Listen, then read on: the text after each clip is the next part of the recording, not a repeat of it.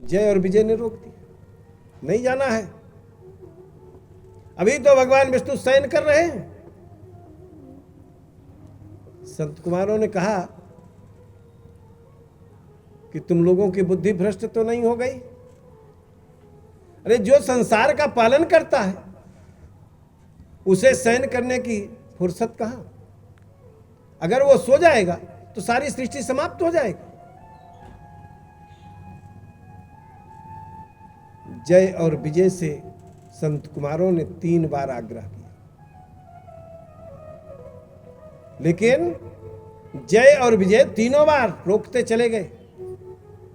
संत कुमारों को क्रोध आ गया और मारे क्रोध में आकर के संत कुमारों ने कहा कि तुम लोग रहते तो हो वैकुंठ लोक में हो, लेकिन तुम्हारे आचरण दैत्य लोक के समान, इसलिए जाओ तुम दोनों दैत्य हो।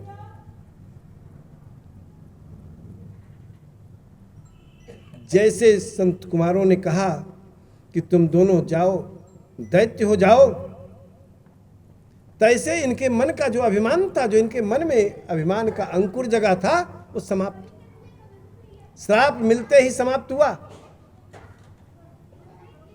संत कुमार का पैर पकड़ करके जय और विजय माफी मांगने लगे कि हे प्रभु, हे महात्मन, मुझे आप माफ कर दो, मेरे द्वारा गलती हुई। लेकिन संतों के मुख से जब कोई श्राप निकल जाता है तो वो समाप्त नहीं होता। समाप्त क्यों नहीं होता? क्योंकि हमारे यहाँ के संत हमेशा सत्यवादी थे। जो व्यक्ति जीवन में कभी असत्य न बोला हो, अगर वह किसी को कोई श्राप दे दे तो श्राप लगेगा जरूर। अगर वो असत्य बोला है तो उसका श्राप भी नहीं लगेगा। इसीलिए आज कलयुग में लोग कहते हैं कि चाहे जितना श्राप दो मुझे लगेगा नहीं।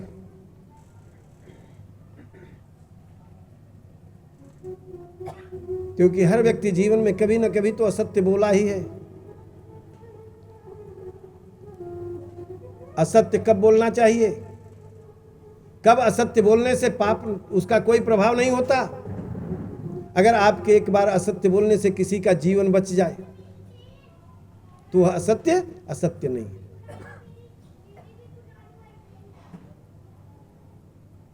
लेकिन ऐसा करता कौन? जीवन बचाने के लिए भले 2-4 असत्य बोलना पड़े तो कोई दिक्कत नहीं, लेकिन जीवन बचाने के लिए असत्य नहीं बोलेंगे। अपने फायदे के लिए तो जरूर असत्य बोलेंगे। अगर मेरा फायदा है तो हम असत्य बोलेंगे, अगर नहीं फायदा है तो नहीं बोलेंगे। चाहे जितना हो, मरते हो तो मर जाओ, हमें कोई परवाह नहीं। तुम्हारे मरने से हमें क्या मिलेगा और तुम्हारे जीवित रहने से हमें क्या मिलेगा? और वही चीज, अगर कुछ धन की आवश्यकता, धन का लोभ दे दीजिए,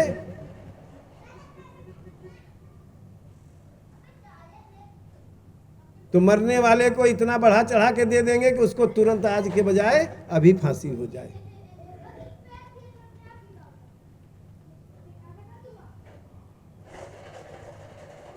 वे प्रार्थना कर रहे थे कि तब तक भगवान विष्णु आ गए द्वार पर। फिर भगवान विष्णु भी संत कुमारों से कहते हैं कि हे प्रभु, कोई उपाय कर दीजिए। जब भगवान विष्णु ने कहा कि कोई उपाय कर दीजिए, तो संत कुमारों ने कहा कि 2 मार्ग हैं, दोनों मार्ग में जो चाहे वो चुन ले। कौन कौन? एक भक्ति का मार्ग है और एक वैर का मार्ग।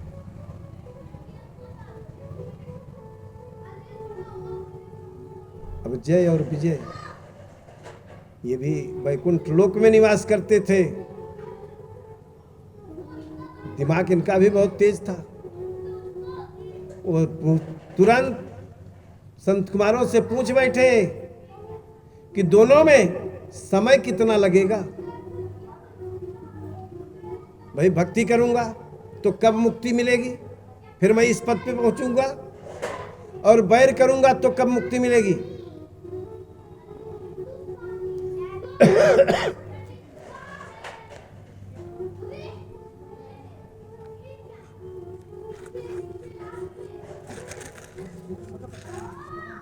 तो भक्ति के मार्ग में संत कुमारों ने कहा कि भक्ति जब उस लेवल तक पहुंचेगी, भगवान के दर्शन आपको होंगे, तभी आपको मुक्ति मिलेगी। तो भक्ति में तो न मालूम कितने जन्म बीत जाएं।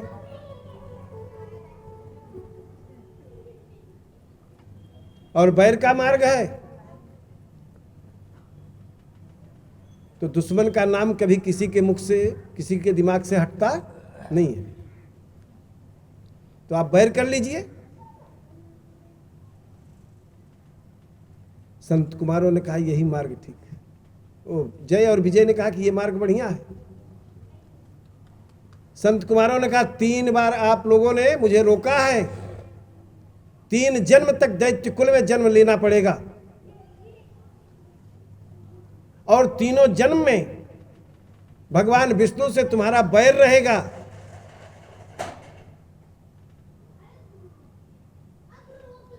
और उन्हीं के हाथों तुम्हारी मृत्यु होगी, तब तुम्हें मुक्ति मिलेगी। संत कुमारों ने यह वरदान दे दिया। अब इन्हें दैत्य कुल में जन्म लेना है। इधर कश्यप ऋषि की पत्नी, कश्यप ऋषि की 2 पत्नी, एक का नाम दिति और दूसरी का नाम अदिति। अदिति से देवता उत्पन्न हुए और दिति से दैत्य। देवताओं को देवलोक मिला और दैत्यों को मृत्युलोक पे आ गए। या तो मृत्युलोक में रहे या तो पाताल लोक में रहे, यही 2 स्थान मिला उन्हें। तो पुत्र की चिंता सबसे ज्यादा किसे होती है? माता। माता हमेशा ये चाहती है कि मेरा पुत्र कितना बड़ा अधिकारी बन जाए, कितने बड़े पद पर पहुंच जाए। ये हर माता की इच्छा होती है। दिति की तपस्या समाप्त, कश्यप ऋषि की तपस्या समाप्त हुई, भगवान के नाम का सुमिरन किए, तो दिति वहां पहुंच गई। कश्यप ऋषि को प्रणाम किया और प्रणाम करके दिति कश्यप ऋषि से प्रार्थना करती है। दिति ने कहा कि हे प्रभु, हे नाथ, मैं एक ऐसा पुत्र उत्पन्न करना चाहती हूं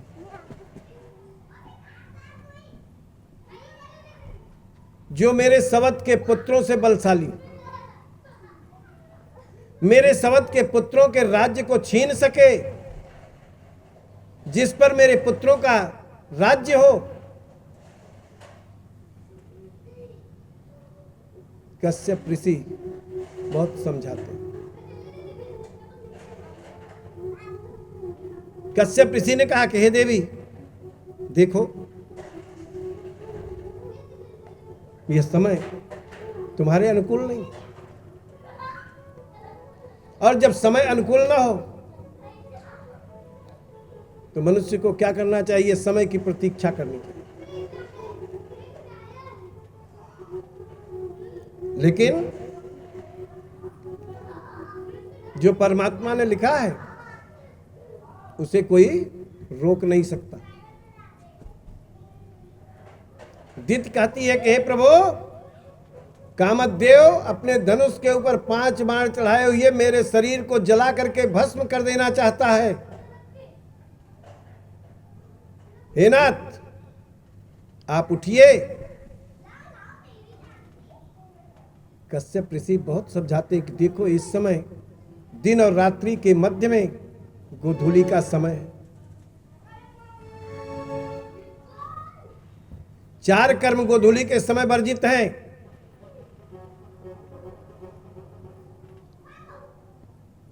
आहार, गोधूली के समय भोजन नहीं करना चाहिए।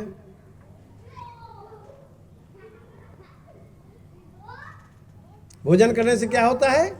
आहारे जायते व्याधि। अगर आप गोधूली के समय भोजन करते हैं तो आपके शरीर में रोग उत्पन्न होगा।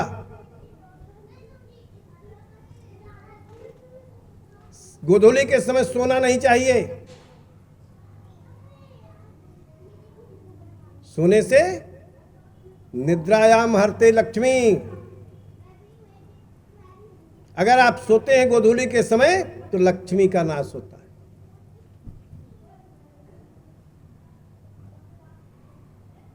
स्त्री प्रसंग नहीं करना चाहिए। स्त्री प्रसंग करने से अगर कहीं संजोगवश गर्भ रुक गया तो उससे दुष्ट ही उत्पन्न होगा। दुष्टे गर्भस्य मैथुने। और अपने विषय में चिंतन भी नहीं करना चाहिए। स्वाध्यायम मरणम ध्रुवम। अगर अपने विषय में चिंतन करते हैं तो समझ लीजिए आपकी मृत्यु नजदीक आई।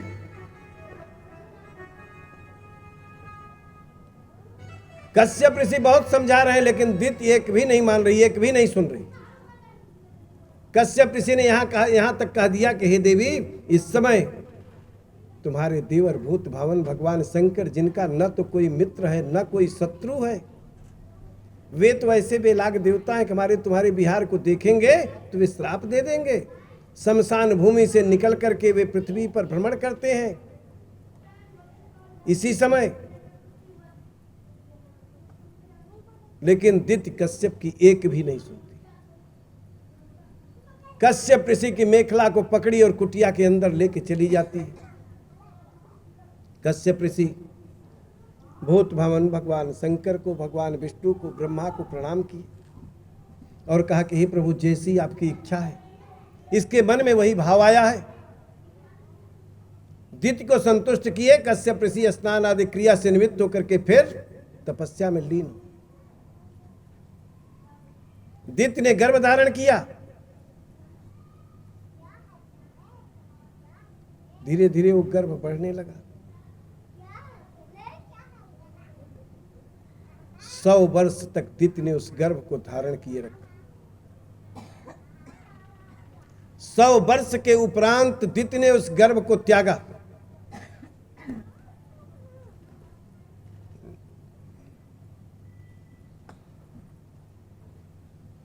जब 100 वर्ष के उपरांत त्यागा तो उससे 2 बालकों का जन्म हुआ। दोनों बालक जैसे जन्म लिए, जन्म लेते ही उत्पात चालू हो। जैसे जन्म लिए इतने जोर की आंधी चली, उस आंधी के साथ पत्थरों की वर्षा होने लगी। दिन में आकाश में तारे टूट टूट करके गिरने लगे। सियार की बोली दिन में नहीं सुनाई देती, लेकिन दिन में सियार कहां पहुंच गए? गांव के समीप आकर के भयानक बोली बोलने लगे।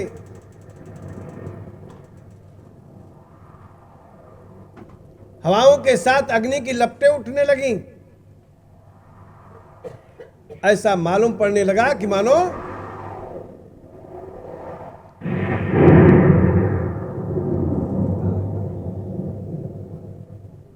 चारों तरफ हाहाकार मच गया कि अब पूरी सृष्टि समाप्त हो जाएगी। इंद्रादिक देवता सब भाग करके वैकुंठ लोक पहुंच गए। भगवान विष्णु से कहा। भगवान विष्णु ने अपनी माया से उसके सारे उत्पात को समाप्त किया।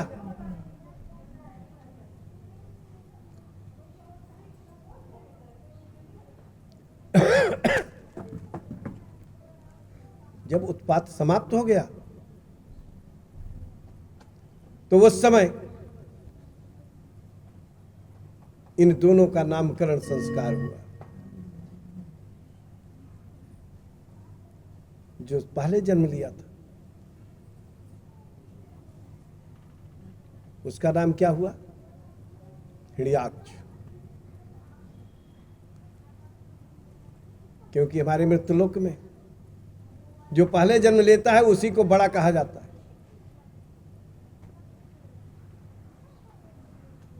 और जो बाद में जन्म लेता है वो क्या होता है? छोटा होता है।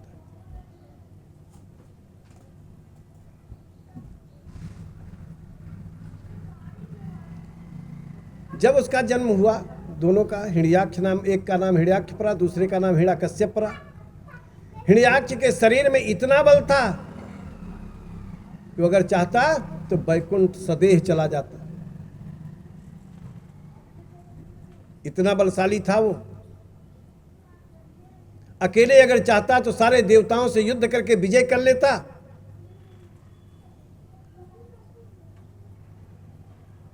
लेकिन भगवान विष्णु की माया बड़ी प्रबल होती है। भगवान विष्णु ने क्या किया? दैत्यों के गुरु शुक्राचार्य जी को, शुक्राचार्य जी के मन में ये भाव पैदा किया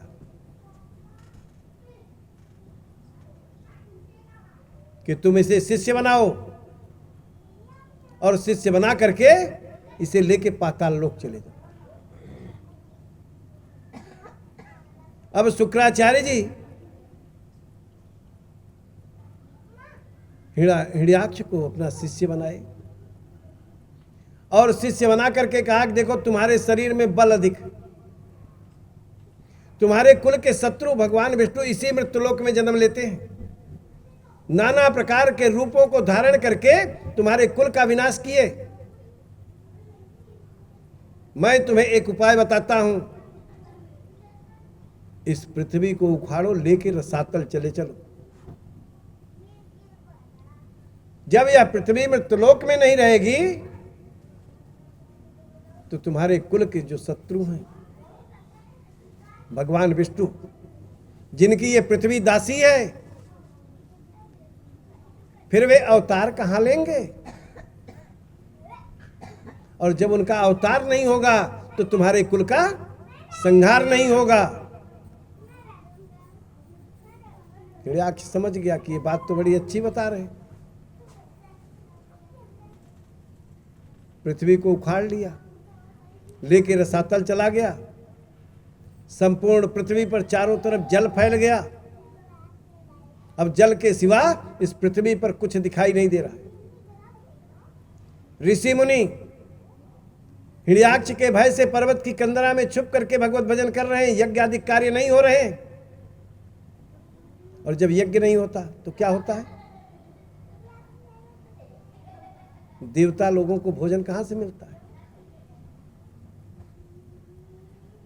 गोस्वामी तुलसीदास जी ने रामचरितमानस में क्या लिखा कि स्वार्थ लाई करहीं सब प्रीति,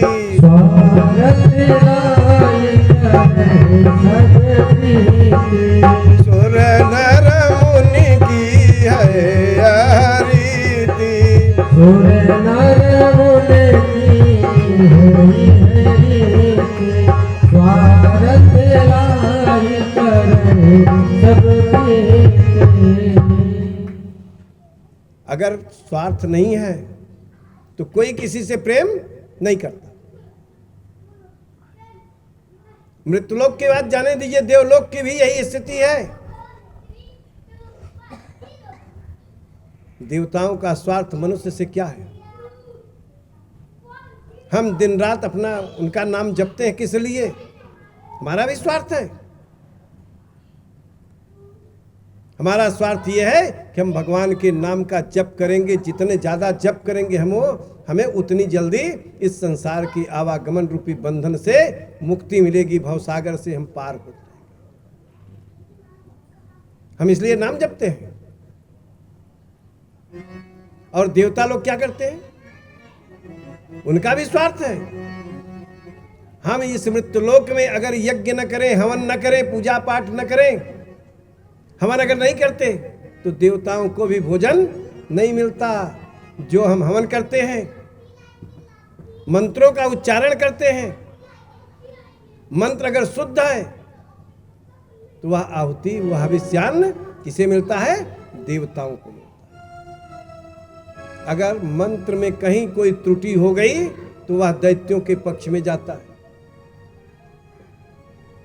इसीलिए हमारे शास्त्र ये बताते हैं कि जब भी हवन इत्यादि कार्य कीजिए तो मंत्रों को बहुत सावधानी से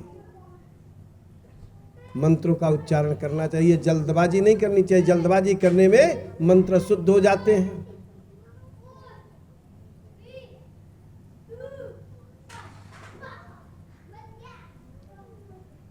अब सबका एक दूसरे से स्वार्थ जुड़ा हुआ है।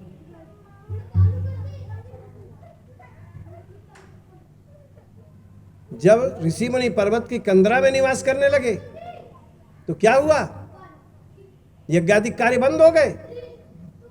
जब यज्ञादिक कार्य बंद हो गए तो देवता लोग दुर्बल हुए, शरीर कमजोर हुआ। तो इंद्रादिक देवता भाग करके भगवान विष्णु के पास गए कि आपकी दासी तो इस समय हिरण्याक्ष के बंधन में है, उसे आप मुक्त कराइए। भगवान विष्णु ने कहा कि भैया मैं कैसे मुक्त कराऊं?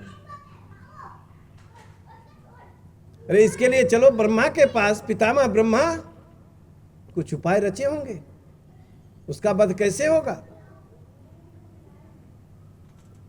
अगर उसका वध पितामह ब्रह्मा लिखे होंगे तो होगा, नहीं लिखे होंगे तो नहीं होगा। भगवान विष्णु समस्त देवताओं को लेकर के ब्रह्मलोक चले गए। पितामह ब्रह्मा से सारे देवता लोग प्रार्थना कर रहे हैं।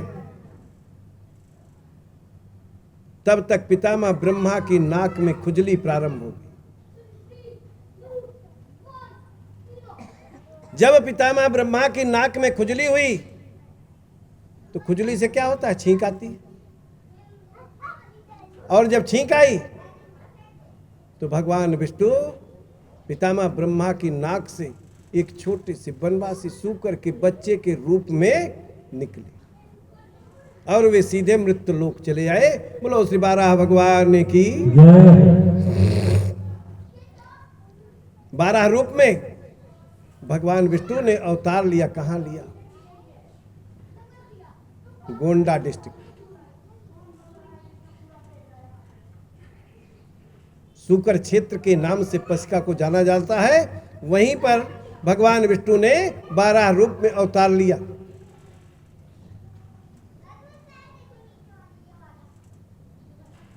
अवतार लेकर के सूकर आज भी है। जल के किनारे होता है तो क्या करता है?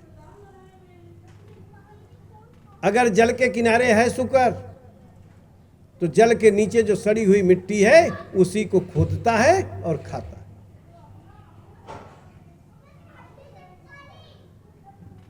बारह भगवान जब मृत्युलोक आए तो मृत्युलोक में पहुंच करके 12 भगवान ने अपना मुख नीचे धसाया और मिट्टी की तलाश करते हुए कहां पहुंच गए? सीधे रसातल जा पहुंचे।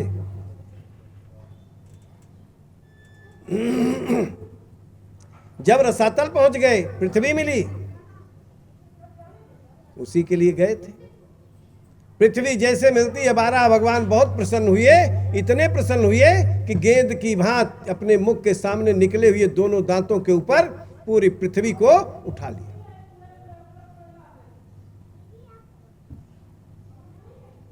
प्रसन्नता से कूदने लगते हैं। हिरण्याक्ष देखता है। हिरण्याक्ष ने विचार किया कि इस पृथ्वी को मैं यहां लाने के लिए बड़ा परिश्रम किया, तब ये पृथ्वी रसातल आई। ये साधारण छोटा सा वनवासी सूकर का बच्चा पृथ्वी को दांत के ऊपर उठाए घूम रहा है।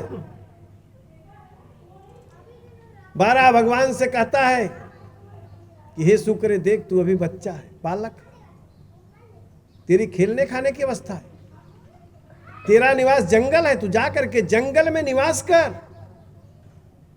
इस पृथ्वी पर पूरा अधिकार मेरा, इसे तू छोड़ दे।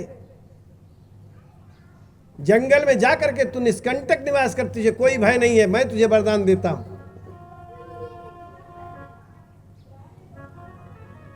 लेकिन 12 भगवान नहीं उतारे। जब नहीं उतारे तो हिरण्यकश्यप हिरण्याक्ष क्या करता है? हाथ में गदा लेता है और गदा लेकर के 12 भगवान के ऊपर प्रहार करता है। एक गदा उठाई तो 12 भगवान पृथ्वी को उतार दिए। उसकी गदा के सैकड़ों टुकड़े अपने मुख के सामने निकले हुए दांतों से किया। दूसरी, तीसरी, चौथी गदा उठाई, चारों गदा तोड़ दी। भाला बर्छी जितने अस्त्र चलाए सारे अस्त्रों को तोड़ते चले गए। अंत में हिरण्याक्ष से और 12 भगवान से मल्ल युद्ध होता है। दोनों दो तरफ खड़े हो गए। एक तरफ हिरण्याक्ष खड़ा है, दूसरी तरफ 12 भगवान खड़े हैं। दोनों बार बार पैतरा बदल रहे हैं। 12 भगवान तो सोच रहे हैं थोड़ा थक जाए तो हमें मारने में ज्यादा मेहनत नहीं करनी पड़ेगी। और हिरण्याक्ष सोच रहा है कि अगर इस सूकर का मुख, नेत्र मेरे सामने से थोड़ा सा भी विचलित हो तो इसके पीछे वाले पैर को मैं पकड़ करके उठाकर पृथ्वी पर पटक दूं। लेकिन 12 भगवान कहां बदलने वाले? वे उसकी तरफ से दृष्टि ही नहीं हटाई। जब हिरण्याक्ष थक गया, पैतरा बदलते बदलते उसके शरीर से पसीना निकलने लगा, तब 12 भगवान ने सोचा कि अब इसे मारने में मेहनत ज्यादा नहीं करनी पड़ेगी। उधर से थोड़ी सी दृष्टि हटाई, हिरण्याक्ष पीछे वाले पैर को पकड़ना चाहा तो 12 भगवान थोड़ा आगे बढ़ गए।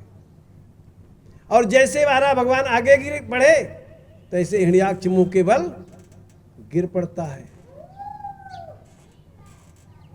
और 12 भगवान फिर एक ही छलांग में उसकी छाती पर आ गिरे और उसकी छाती पर अपने मुख के सामने निकले हुए दोनों दांतों को धसाया। हिरण्याक्ष समाप्त हो गया। पृथ्वी को लेकर के 12 भगवान मृत्युलोक में आए। मृत्युलोक में पृथ्वी को स्थापित किया। हिरण्याक्ष का वध करके पृथ्वी को लेकर के 12 भगवान मृत्युलोक में स्थापित किया। इसलिए पृथ्वी का एक नाम मेदिनी पड़ा।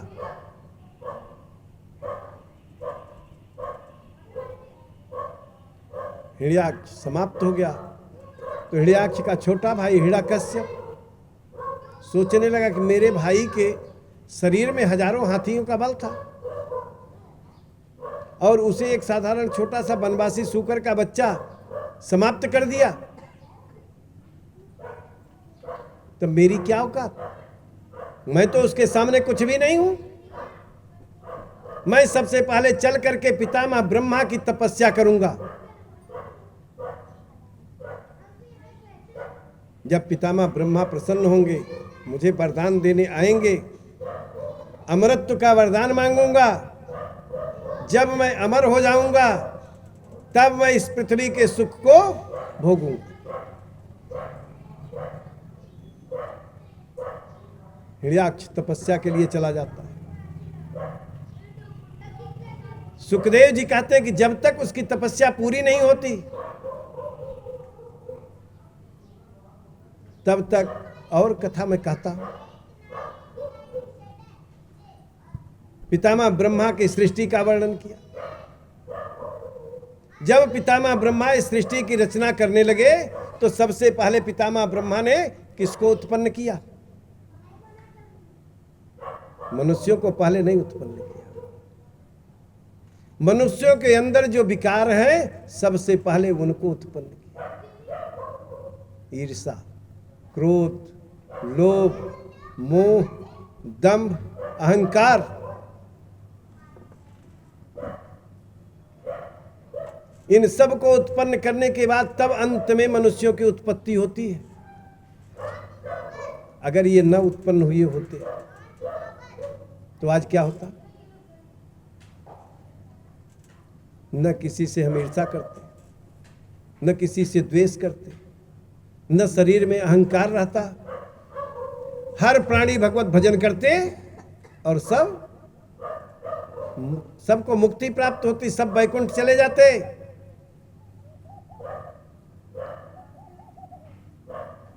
लेकिन वैकुंठ न जाने का साधन पहले ब्रह्मा ने भेजा कि ये सब रहेगा तो लोग वैकुंठ नहीं आएंगे।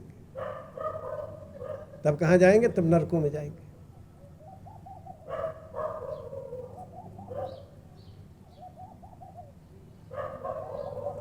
इसके बाद पितामह ब्रह्मा ने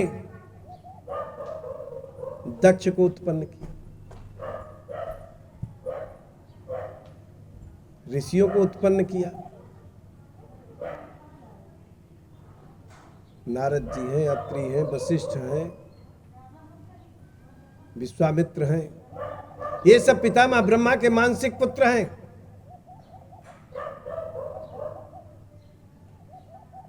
दक्ष भी उसी में है। प्रसूत के साथ दक्ष का विवाह हुआ। 16 कन्याएं उत्पन्न हुई।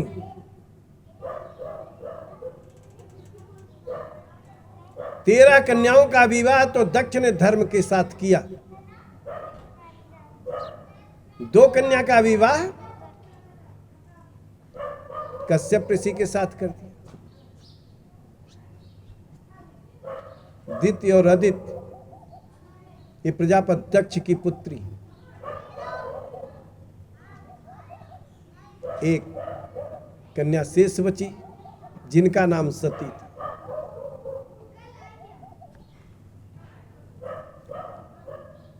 तो सती के विवाह के लिए ब्रह्मा ने जो सुंदरता सती जी को प्रदान की थी,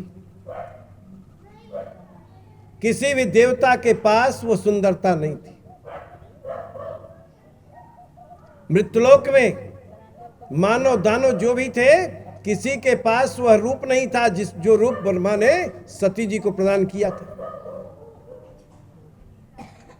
प्रजापति दक्ष सती के योग्य वर खोजते खोजते थक गए, लेकिन कोई नहीं मिला।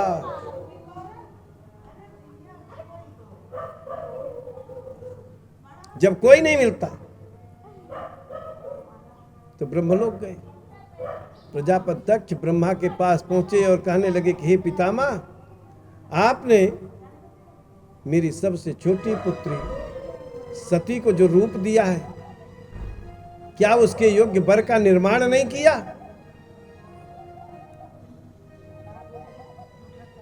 मैं उसका विवाह किसके साथ करूं?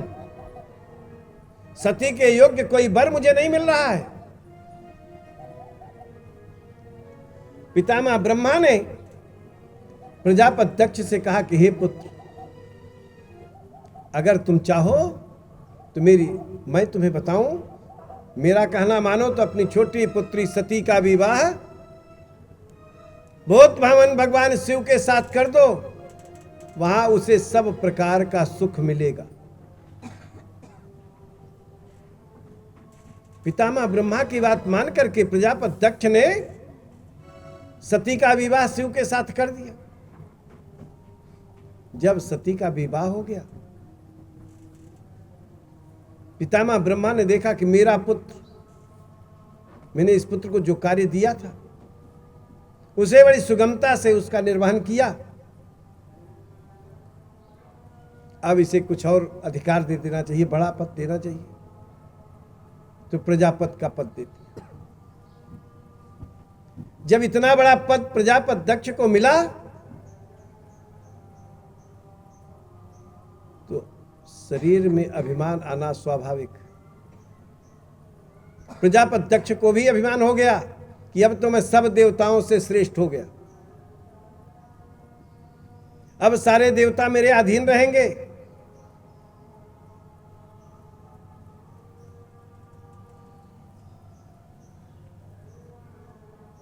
प्रजापति दक्ष एक दिन ब्रह्मलोक में एक सभा बुलवाए।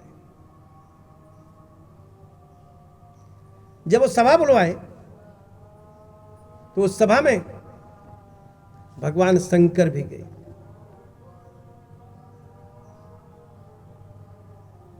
जब भगवान शंकर पहुंचे तो इनका न कोई शत्रु है न कोई मित्र है, सबको बराबर भाव से देखते हैं। ब्रह्मलोक की सभा में भगवान शंकर जिस स्थान पर बैठ गए एकदम मस्त थे। ये कहिए कि भांग खा करके सो गए थे। अगर ये कहा जाए तो कोई गड़बड़ नहीं।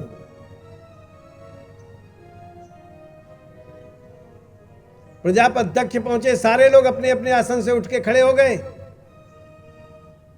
लेकिन भूत भावन भगवान शंकर नहीं हिले।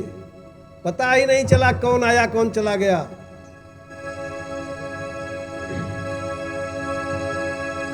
शिव नाम से है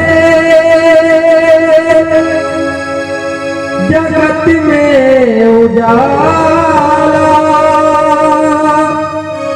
हरि भक्तों के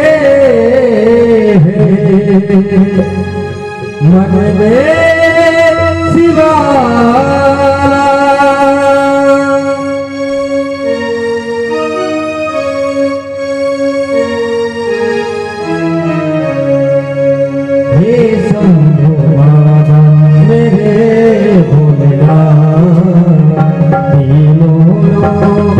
में तू ही तू सदा सुमनी मेरा मन बेल पतीरी, जीवन भी हर पल कर दूं। हे शंभो बाबा मेरे भोलेनाथ, तीनों में तू ही तू।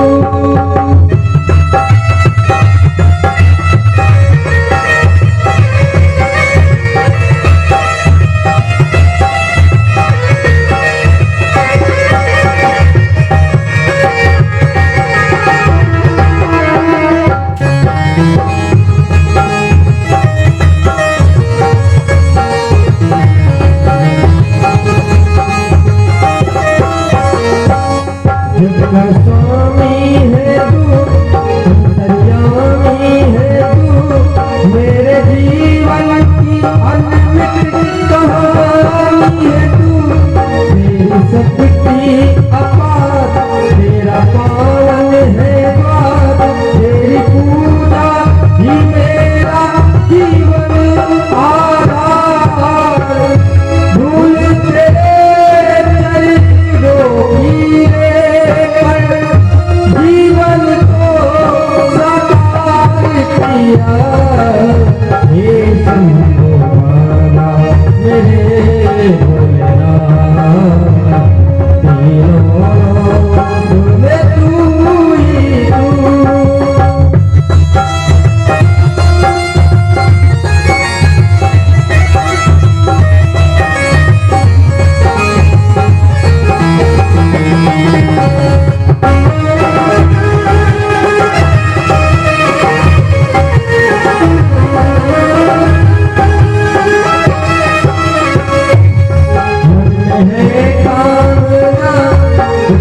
और जानूंगा जिंदगी भर करूं तेरी आराधना।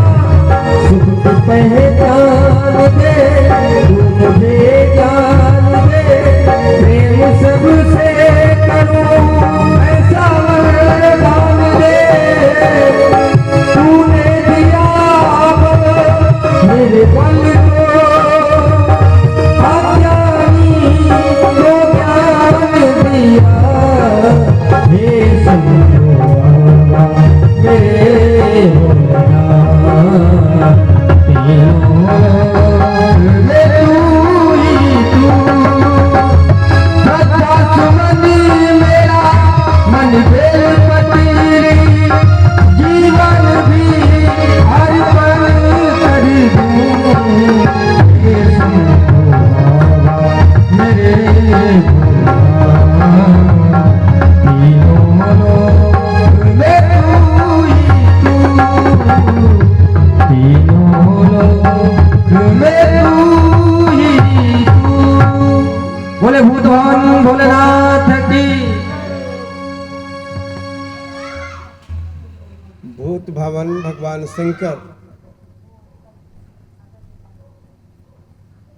अपने आसन से नहीं खड़े हुए। प्रजापति दक्ष के शरीर में अभिमान आ गया। गोस्वामी तुलसीदास जी रामचरितमानस में इसे लिखा कि नहीं को अस जनमा जग माहे, नहीं को अस जनमा जग माहे, नहीं को अस जनमा जग माहे, नहीं को अस जनमा जग माहे, प्रभुता पाई जाए बदनाहे, प्रभुता पाए जाए बदनाहे, प्रभुता पाए जाए बदनाहे। इस संसार में कोई भी व्यक्ति इस प्रकार का जन्म नहीं लिया कि जिसे पद मिल जाए और शरीर में अभिमान न आवे। और युगों में चाहे न आता हो, लेकिन कल युग में तो पहले आ जाता है।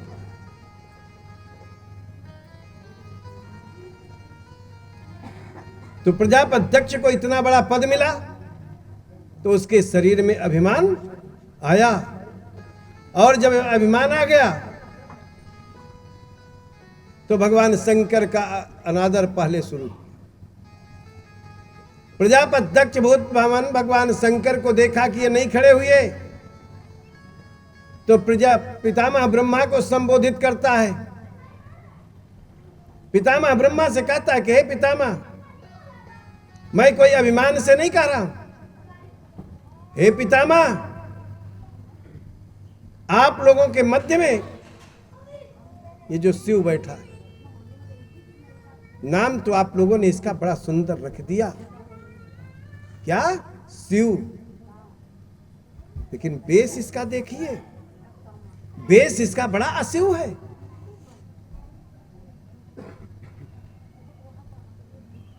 नित्य प्रति शमशान भूमि पर पड़ा रहता है,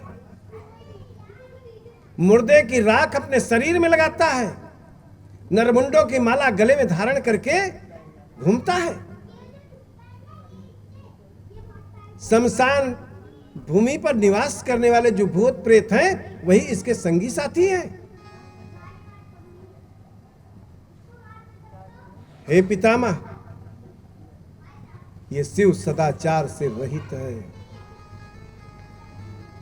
हे पितामह, ये शिव देवताओं के मध्य में बैठने के योग्य नहीं है। आपके कहने पर मैंने अपनी मृग शावक बच्चे के, मृग शावक नेत्र के समान, मृग के बच्चे का नेत्र बड़ा सुंदर होता है, तो सती जी का नेत्र किसके समान है? मृग के बच्चे के समान। कह रहा है कि मैंने अपने मृग शावक नेत्र के समान वाली पुत्री का विवाह आपके कहने पर मरकट के समान नेत्र वाले शिव के साथ किया है। मरकट का मतलब बंदर, बंदर के नेत्र छोटे होते हैं, तो कहा कि बंदर के समान नेत्र वाले शिव के साथ मैंने कर दिया। हे पितामह, ये शिव देवताओं के मध्य में बैठने के योग्य नहीं है। हे पितामह, मैं आज शिव को श्राप देता हूं कि यज्ञ में कोई भी स्थान शिव को नहीं दिया जाएगा, और जो शिव को यज्ञ में स्थान देगा वो मेरे कोप का भाजन होगा।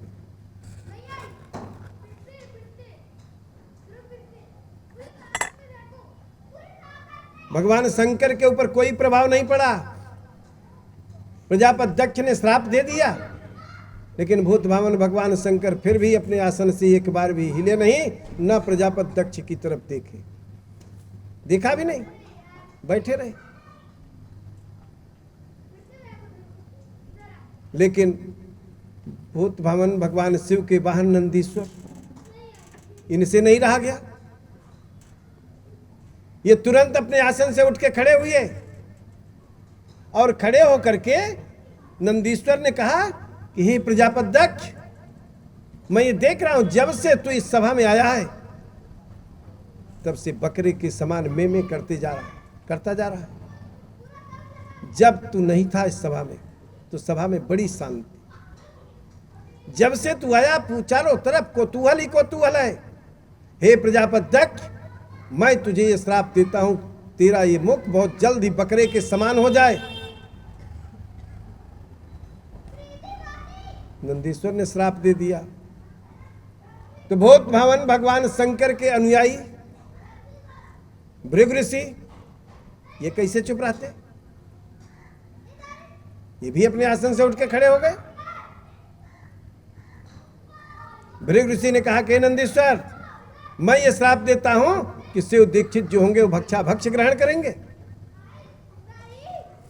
पितामह ब्रह्मा ने देखा कि 3 का तो हो गया, अभी चौथा फिर खड़ा होगा तो भी कुछ ना कुछ कहेगा। पितामह ब्रह्मा ने सोचा कि अभी सभा को यहीं पर समाप्त कर दिया जाए तो ज्यादा बढ़िया, नहीं तो अभी तो सबको श्राप मिलेगा, क्योंकि एक एक खड़े होते जाएंगे। पितामह ब्रह्मा ने तुरंत उस सभा को वहीं समाप्त कर दिया। और जैसे सभा समाप्त हुई और कोई नहीं लेकिन देवर्षि नारद जी सबसे पहले रास्ता नाप लिया। इनका काम था कि अगर कहीं पर कुछ होता था तो उससे संबंधित जहां लोग रहते थे उनके पास पहुंच जाते थे बताने के कि आज वहां पे क्या हुआ। तो सती जी तो उस सभा में गई नहीं थी। कैलाश की तरफ देवर्षि नारद भाग लिए और भगवान शंकर से पहले सोच रहे हैं पहुंच करके भगवती सती को सब कुछ बता दूं और बता के वहां से चला जाऊं, भगवान शंकर को पता न चले। देवर्षि नारद वहां से भगे कैलाश पर्वत की तरफ। लेकिन देवर्षि नारद के अंदर चाहे कुछ मानिए चाहे न मानिए, चाहे जितनी दुख आवे, चाहे जितनी विपत्ति आवे और चाहे जितना सुख हो, देवर्षि नारद को भगवान विष्णु का नाम एक भी क्षण के लिए भूलता नहीं था। जब चले तो क्या कहते हैं? श्रीमन नारायण नारायण नारायण, श्रीमन नारायण नारायण, श्रीमन नारायण नारायण नारायण, श्रीमन नारायण नारायण नारायण, लक्ष्मी नारायण नारायण नारायण, लक्ष्मी नारायण नारायण, लक्ष्मी नारायण नारायण नारायण,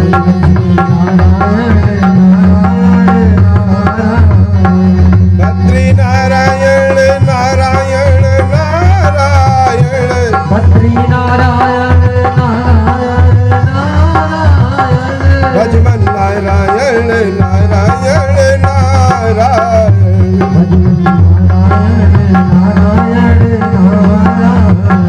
श्रीमन नारायण नारायण नारायण।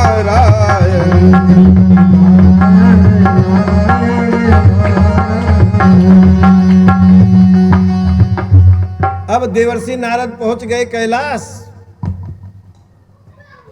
और कैलाश पहुंच करके भगवती सती से कहते हैं कि हे प्रभु, हे मातेश्वरी, तुम्हारे पिता प्रजापति दक्ष ने भूत भावन भगवान शंकर को यह श्राप दे दिया, अब यज्ञ में उन्हें कोई स्थान नहीं दे।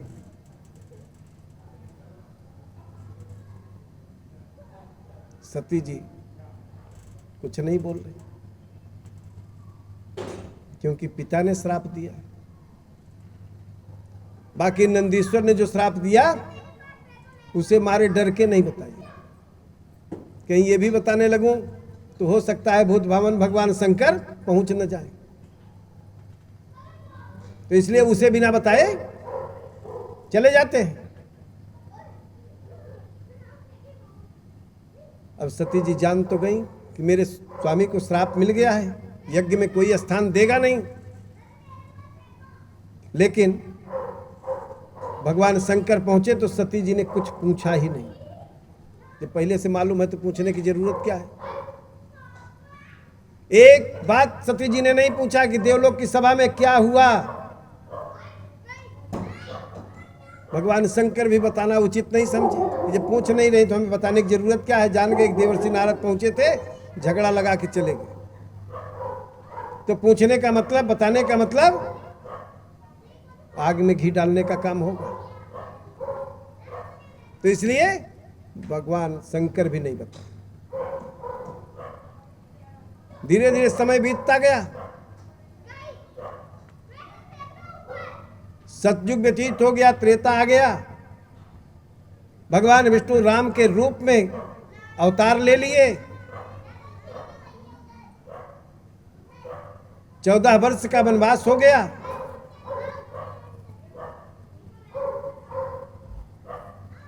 सीता जी का हरण दंडक वन से हो गया। दोनों भाई राम और लक्ष्मण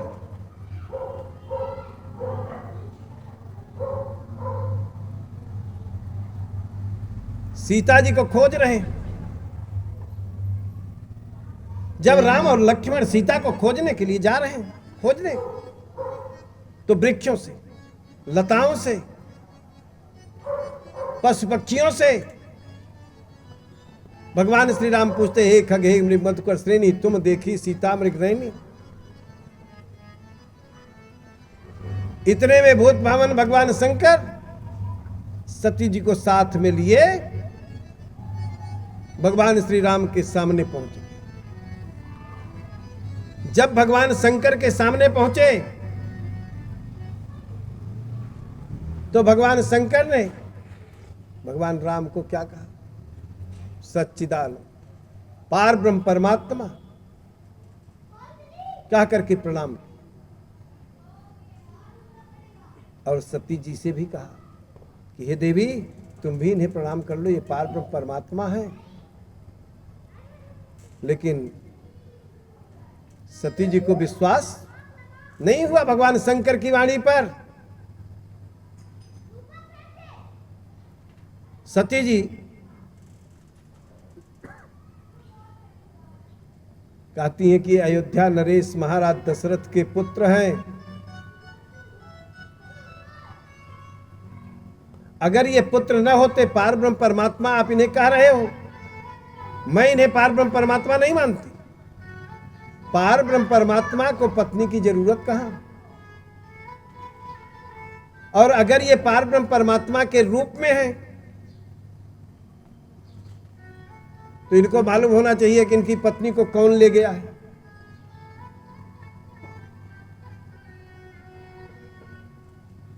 भगवान शंकर ये कहते हैं कि मेरे कहने से अगर तुम्हारे मन का संदेह दूर नहीं हो रहा है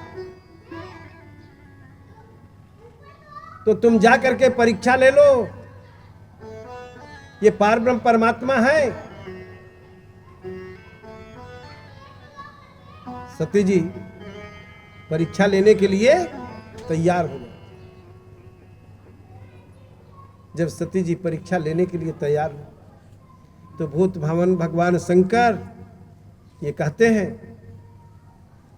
कि जब तक तुम वापस नहीं आओगी तब तक मैं इसी बट वृक्ष के नीचे बैठा रहूं। अब सती जी चल देती। रास्ते में सती जी विचार करती कि मैं क्या करूं, किस रूप में परीक्षा लूं।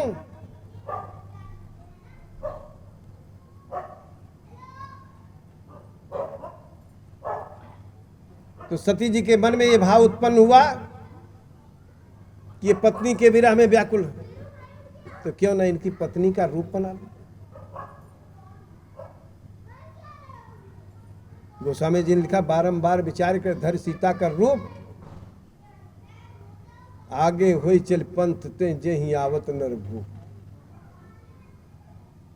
अब गलतियां सती जी ने शुरू कर दी। पहली गलती सती जी की यही है जो सीता जी का रूप बना लिया।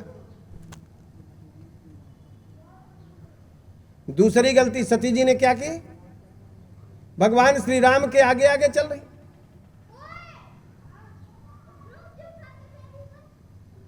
चौदह वर्ष का वनवास हुआ, सीता जी कभी भी भगवान श्री राम के आगे आगे नहीं चली, हमेशा पीछे चलती थी।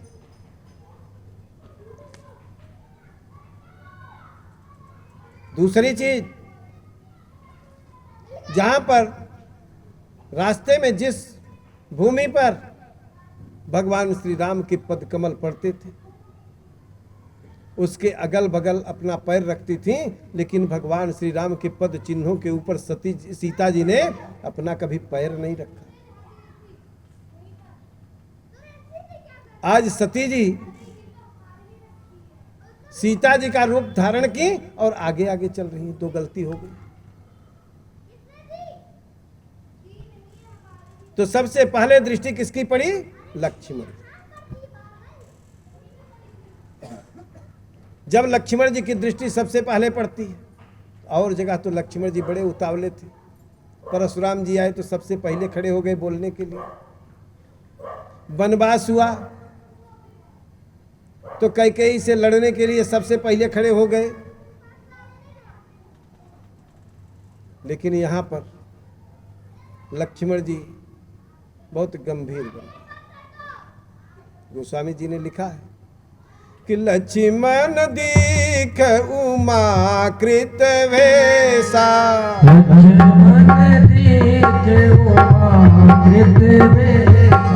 चकित हृदय भ्रम भयउ विसेखा, चकित हृदय भ्रम भयउ विसेखा। श्री राम जय राम जय जय राम, श्री राम जय राम जय जय। अब लक्ष्मण जी ने देखा सबसे पहले तो बड़े आश्चर्य में पड़ गए। क्या करें, सोच रहे हैं कि मैं क्या कहूं इनको। अगर माता कहूं तो स्वामी नाराज होंगे, अगर वृद्ध माता कहूं तो स्वामी के स्वामी जी नाराज होंगे। भाई भगवान शंकर के आराध्य देव कौन है? भगवान श्री राम। और भगवान श्री राम के आराध्य देव भगवान शंकर।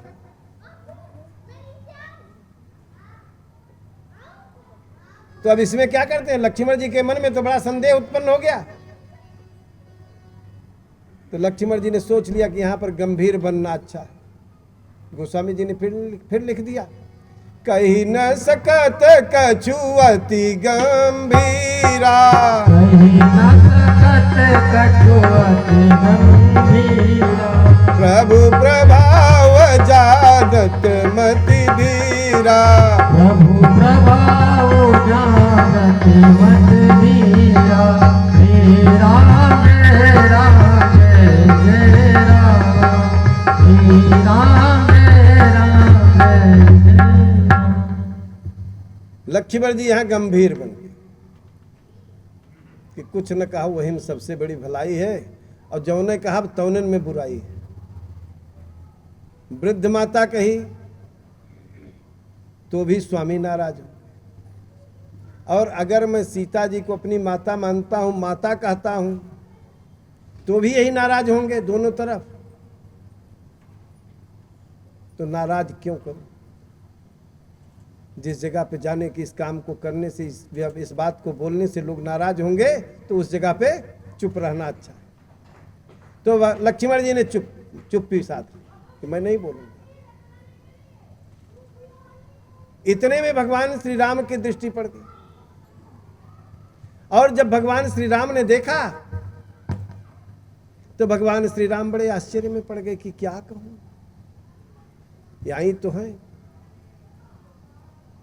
परीक्षा लेने आई हैं। भगवान श्री राम भी जान गए।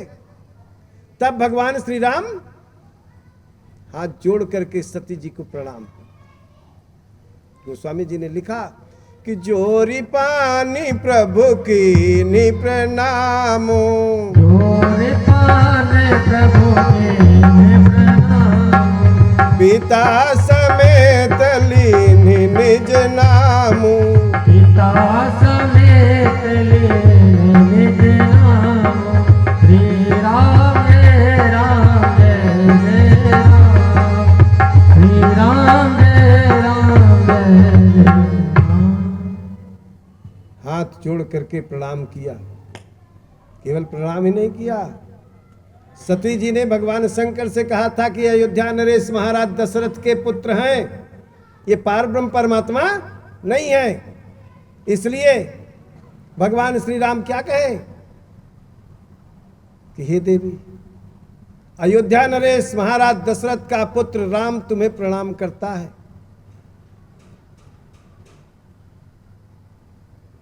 जब इतना कहे तो सती जी समझ गए कि मानो ये पारब्रह्म परमात्मा है।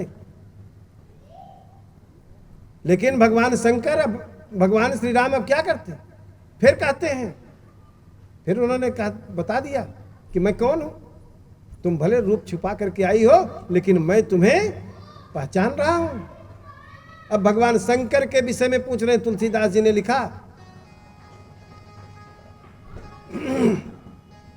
कहूँ बहोरी कहाँ वृष के तू, कहूँ बहोरी कहाँ वृष के तू, विपिन अकेले फिरहूँ कहीं है तू, विपिन अकेले फिरहूँ कहीं है तू। श्री राम जय राम जय जय राम, श्री राम जय राम जय राम। अब सती जी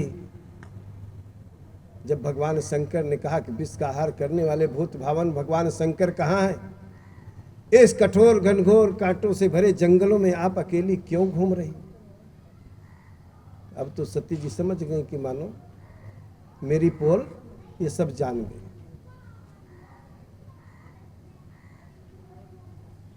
सती जी अब क्या करते? अब सती जी के पास कोई विकल्प नहीं है। भगवान श्री राम भी इस पर अड़े हुए हैं कि मैं इन्हें अपना स्वरूप दिखा दूं। जिसका रूप बना करके आई हैं, अगर वो मेरे साथ है तब तो ये एकदम से फेल हो जाएंगे। इसलिए भगवान श्री राम ने क्या किया?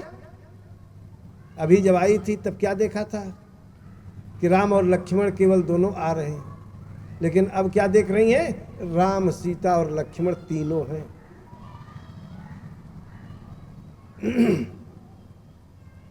जब तीनों को देखा, एक सीता का रूप सती जी सोच रही मैं बनाई हुई, एक सीता उनके साथ है। तो उधर से सती जी ने अपना मुंह घुमा लिया। दाहिने बाएं आगे पीछे जिधर देखो उधर भगवान श्री राम, सीता, लक्ष्मण की मूर्ति दिखाई दे रही है। सिद्ध जोगी मुनि जो हैं वे भगवान श्री राम की सेवा कर रहे हैं। सती जी को बड़ा कष्ट। जब किसी वस्तु को देखने से कष्ट मिले तो मनुष्य को क्या करना चाहिए? अपने नेत्रों को बंद करने लगा। तो सती जी ने भी वही किया, नेत्र मूंद करके रास्ते में बैठ। जब आंख मूंद करके सती जी रास्ते में बैठ गईं, तो भगवान शंकर, भगवान श्री राम समझ गए कि मानो सती जी को बड़ा कष्ट। मेरे आराध्य देव की पत्नी है, इन्हें कष्ट देना मेरा कार्य नहीं है। मैंने अपना प्रभाव इन्हें दिखा दिया और इनका प्रभाव देखने की सामर्थ्य मुझ में नहीं है। इसलिए भगवान श्री राम ने अपना प्रभाव खत्म किया।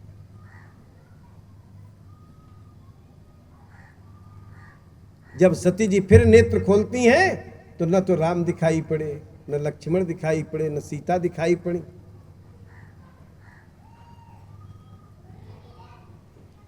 भगवान शंकर के चरणों का ध्यान किया सती जी ने और चल दी। सती जी अब रास्ते में विचार करती कि मैंने शंकर का कहा नहीं माना। गोस्वामी जी ने लिखा है कि मैं शंकर कर कहा न माना, मैं शंकर कर कहा न माना, निज ज्ञान राम पर आना, निज अज्ञान राम पर आना। श्री राम जय राम जय जय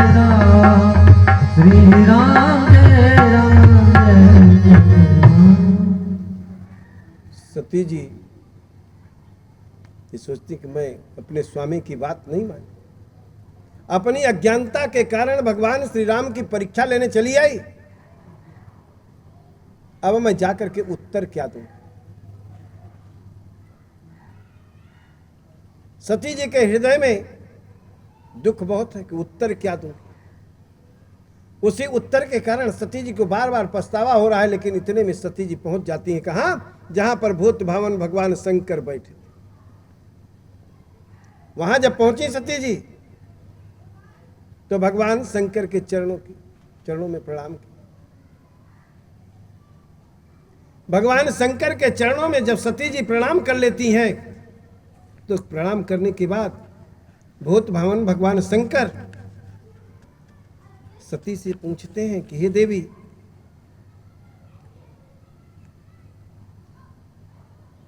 लीन परीक्षा कौन विधि कहूं सत्य सब बात।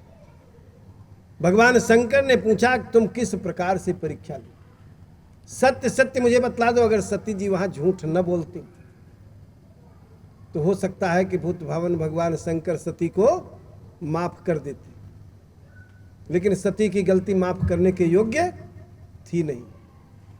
अगर भगवान शंकर माफ कर देते तो आज इस संसार से मातृभक्ति समाप्त हो गई होती।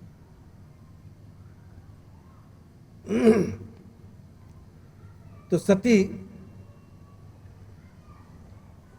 भगवान श्री राम के प्रभाव को जान रही हैं और जान करके भूत भावन भगवान शंकर से बैर कराने के लिए सती जी झूठ बोलती। सती जी भूत भावन भगवान शंकर के सामने ये कहती हैं कि कछु न परीक्षा लीनी गोसाई,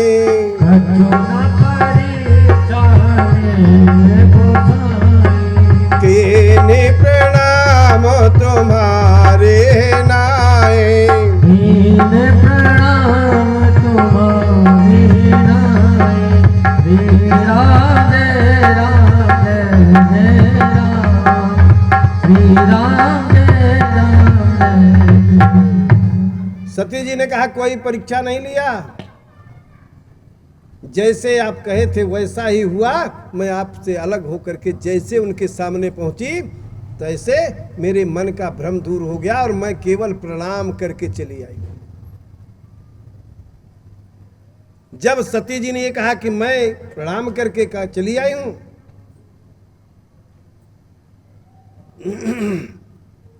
तो भगवान शंकर क्या करते?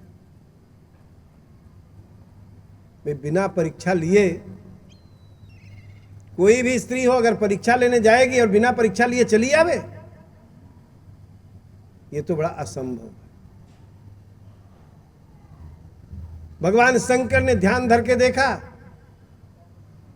गोस्वामी जी ने लिखा तब शंकर देखे उधर ध्यान,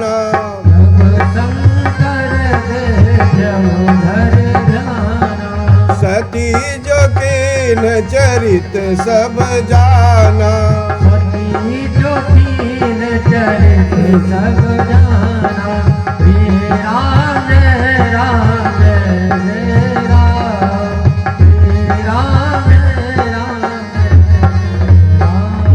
तब भगवान शंकर ध्यान धर के देखते हैं तो सती जी सीता का रूप बनाई थी।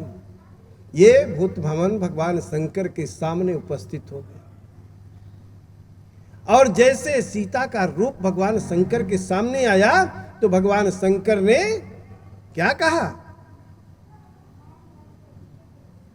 एक तो सती जी सीता का रूप बनाई, दूसरा भूत भवन भगवान शंकर के सामने पहुंच करके झूठ बोल दिया। चौथी गलती है सती जी की। भूत भावन भगवान शंकर भगवान श्री राम की माया को प्रणाम कर रहे हैं।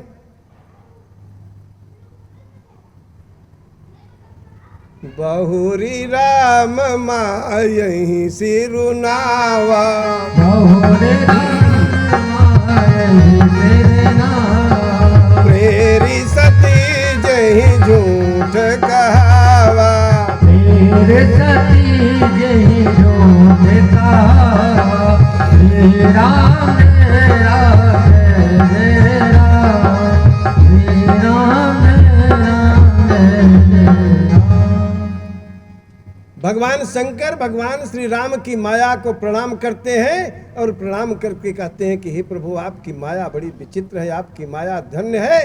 आपके समीप जाने के बाद भी सती जी के मन का भ्रम दूर नहीं हुआ। ये केवल आपकी माया का प्रभाव नहीं, आपके सम्मुख पहुंचने के बाद बड़े बड़े ऋषि मुनियों का भ्रम दूर हो जाता है। सती की क्या औकात।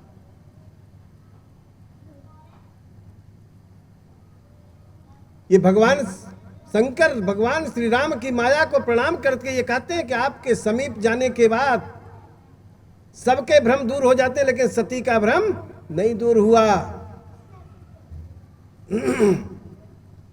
सती ने किया क्या था, गोस्वामी जी ने फिर लिख दिया, सती की सीता कर वेसा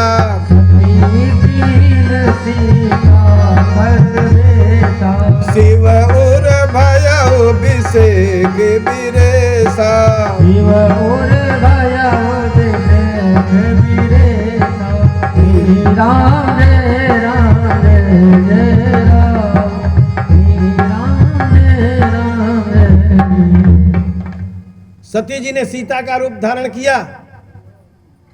जैसे भगवान शंकर के सामने आया, भगवान शंकर के हृदय में बड़ी ग्लानि, बड़ा दुख हुआ और भगवान शंकर सोचने लगे कि जो अब करऊं सती सन प्रीति, जो अब करऊं सती संग प्रीति, मिटाई भक्ति पथ होई अनीति, मिटाई भक्ति पथ होई अनीति, श्री राम जय राम जय राम श्री राम जय राम जय। भगवान शंकर ये कहते हैं कि यदि मैं सती के साथ पत्नी भाव से प्रेम करता तो मातृभक्ति संसार से समाप्त हो जाएगी, मातृभक्ति का मार्ग भ्रष्ट हो जाएगा। यह विचार करते करते भगवान शंकर सोचने लगे, परम पुनीत न जाय तज, सती परम पवित्र है, लेकिन फिर कहते हैं किए प्रेम बड़ पाप। अगर सती के साथ मैं पत्नी भाव से प्रेम करता हूं तो बड़ा पाप लगेगा।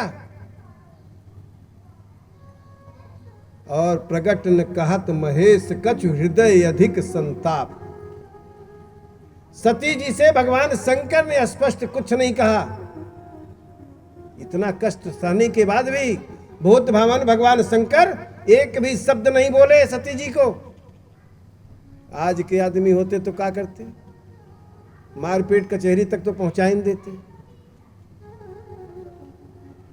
लेकिन नहीं, भूत भावन भगवान शंकर कुछ नहीं कहे, शांति से भगवान की कथा कह रहे हैं।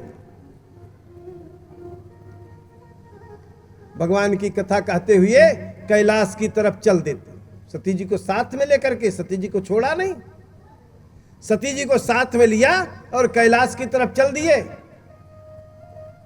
भगवान श्री राम की कथा कह रहे थे। उसी समय बुद्ध भावन भगवान शंकर के मन में एक भाव उत्पन्न, एक प्रकार का संकल्प भगवान शंकर ने ले लिया। शिव संकल्प की निमन माहे, शिव संकल्प की मन माहे, यही तन सती भेंट अब नाहे, यही तन सती भेंट मोहि नाहि। श्री राम जय राम जय राम श्री राम जय राम जय राम। जैसे भूत भावन भगवान शंकर के मन में ये भाव उत्पन्न हुआ कि अब सती के रूप में ये मेरी माता है, ये मेरी पत्नी नहीं।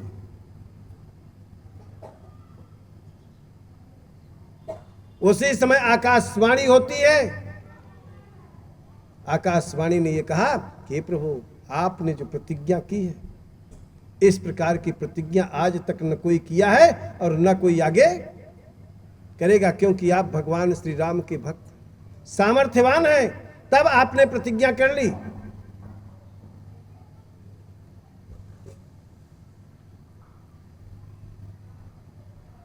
और जैसे आकाशवाणी हुई, सती जी ने भी सुना, तो सती जी पूछती। गोस्वामी जी ने फिर लिखा कि यद्यपि सती पूछा बहु भांति,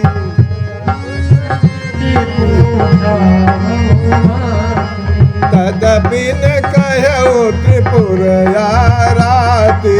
तदपि न कहु त्रिपुर आराती। श्री राम जय राम जय राम, श्री राम जय राम। यद्यपि सती जी भगवान शंकर से अनेक प्रकार से पूछती हैं, बहाना पे बहाना बना करके पूछती हैं, क्योंकि औरतों का स्वभाव होता है, अगर कोई बात छिपाइए तो उसको पूछने के लिए नाना प्रकार के बहाने करके जब तक पूछ नहीं लेंगी तब तक मानेंगी नहीं। सती जी भी वही कर रही हैं, बहुत उपाय लगाया, लेकिन भगवान शंकर जो पत्थर के बने हैं वो कहाँ पिघले, नहीं पसीजे। बहुत भावन भगवान शंकर ने नहीं बताया सती जी से कि मैंने कौन सी प्रतिज्ञा की, लेकिन सती जी के मन में ये आ गया। सती जी समझ गई। सती हृदय अनुमान की सब जाने सर्वज्ञ। सती जी ने अपने हृदय में अनुमान लगा लिया कि स्वामी सब कुछ जान गए हैं। कीन कपट में संभूषण, नारी सहज जड़ अग। मैंने अपने स्वामी से कपट किया। ये स्त्री का स्वभाव होता है, आज भी है। जब सती के अंदर रहा तो आज वाले में काहे न रहे। नहीं ज्यादा तो थोड़ा ही रहेगा, और किसी के अंदर बहुत ज्यादा है।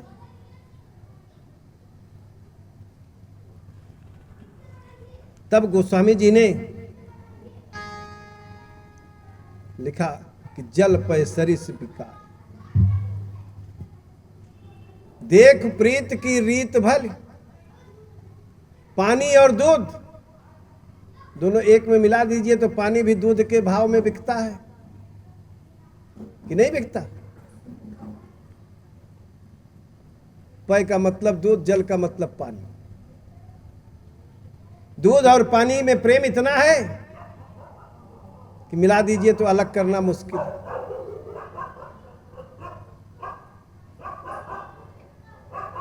लेकिन बिलग बिलग हो जाए कपट खटाई परत पुन। पानी और दूध दोनों को अलग करने के लिए कपट रूपी खटाई को डालना पड़ेगा। आज सती जी के अंदर कपट रूपी खटाई आई। भूत भावन भगवान शंकर और सती दोनों अलग हो गए, लेकिन कोई जान नहीं पाया। इधर भगवान शंकर कैलाश पहुंचे, और कैलाश पहुंच करके भगवान शंकर ने अपना रूप संभाला और अखंड समाधि लगा के बैठ गए कि अब तो त्याग दिया, अब पत्नी अपना कैलाश पे रहे, आराम से सब कुछ भोजन पानी मिलेगा, अब क्या बात है। चारों तरफ भगवान शंकर की अखंड समाधि लग गई।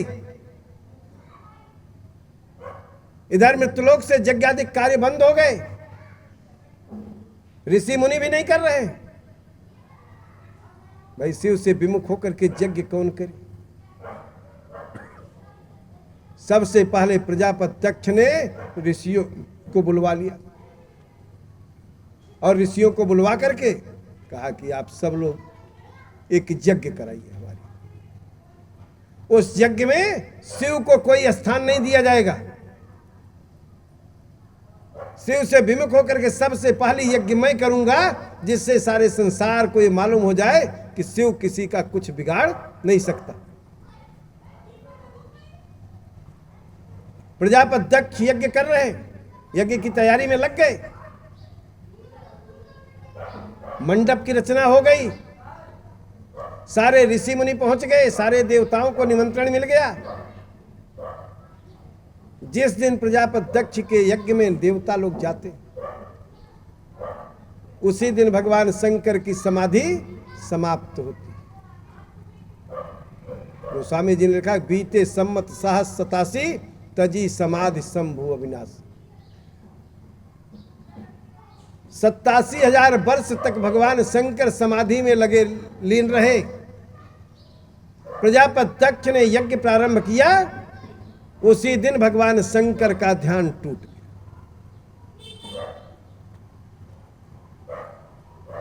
जब भगवान शंकर का ध्यान टूटा तो सती जी क्या करती? गोस्वामी जी ने फिर लिखा कि जाई शंभु पद बंदन कीन्हा, जाए शंभु पद बंदन कीन्हा, सन्मुख शंकर आसन दीन्हा, सन्मुख शंकर आसन दीन्हा। श्री राम जय राम जय राम, श्री राम जय राम जय राम। भगवान शंकर के चरणों में सती जी पहुंच करके वंदना कर, जो आसन भगवान शंकर के वाम भाग में रखा हुआ था, उसे उठा करके भूत भवन भगवान शंकर ने सामने रखा कि वाम भाग में बैठने का अधिकार आपने समाप्त कर दिया। अब तो आप मेरी माता हो, और माता को कहां बैठने का अधिकार है? सामने। अब आप सामने बैठिए। सती जी उस पर बैठ जाती। भूत भावन भगवान शंकर भगवान श्री राम की कथा प्रारंभ कर दिए।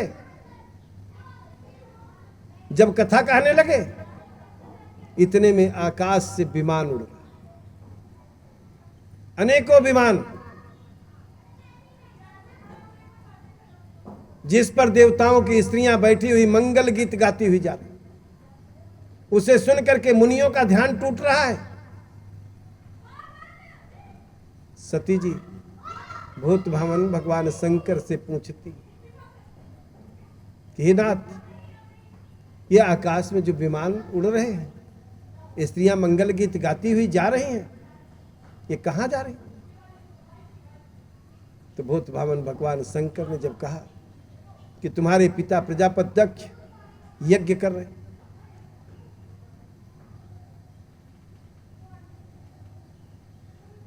ये सब वहीं जा रहे हैं, तो सती जी से अब नहीं रहा जा रहा है। अब सती जी भूत भावन भगवान शंकर से कह रही हैं कि जो महेश मोहि आयस देई, कछ दिन जाय रहा मिसु। यदि आप मुझे आदेश दे दो तो मैं कुछ दिन जाकर के पिता के यहाँ ही निवास करूं, क्योंकि जब से विवाह हुआ कैलाश पे चली आई, तब से आज तक एक बार भी मैं अपने पिता के यहाँ नहीं गई। तब भूत भावन भगवान शंकर कहाँ चूकने वाले? गोस्वामी जी ने लिख दिया, भूत भावन भगवान शंकर ने क्या कहा कि कहे उन्हीं के मोरे मन भावा,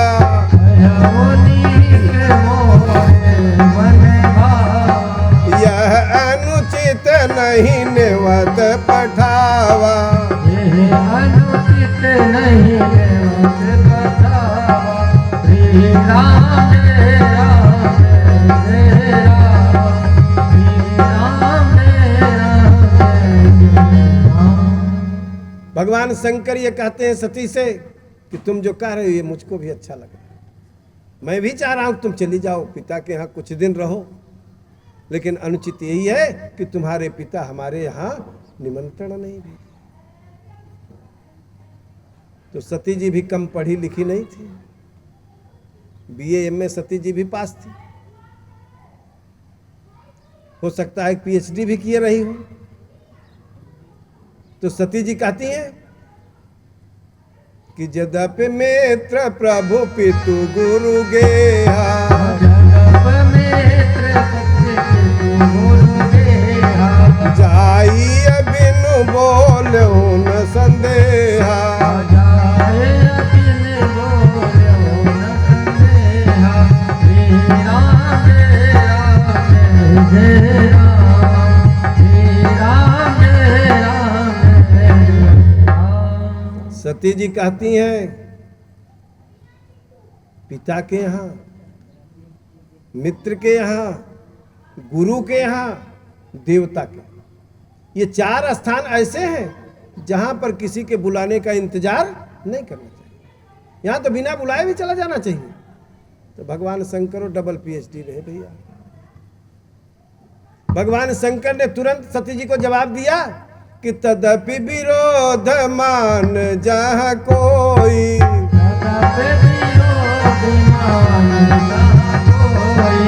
कहाँ गए कल्याण न होई, कहाँ गए कल्याण न होई। श्री राम जय राम जय जय राम, श्री राम जय राम जय राम। भगवान शंकर ने तुरंत कहा कि अगर इन 4 स्थानों में कहीं पर कोई बैर मानता हो तो वहां जाने से कल्याण नहीं होता। प्रजापत्यक्ष अपनी सभी पुत्रियों को बुलवाया, सारे देवताओं को बुलवाया, सारे ऋषियों को बुलवा लिया, लेकिन मेरे कारण वो तुमको भूल गया है, इसलिए तुम वहां मत जाओ। भगवान शंकर सती को बहुत समझाते हैं, लेकिन सती जी नहीं मानती।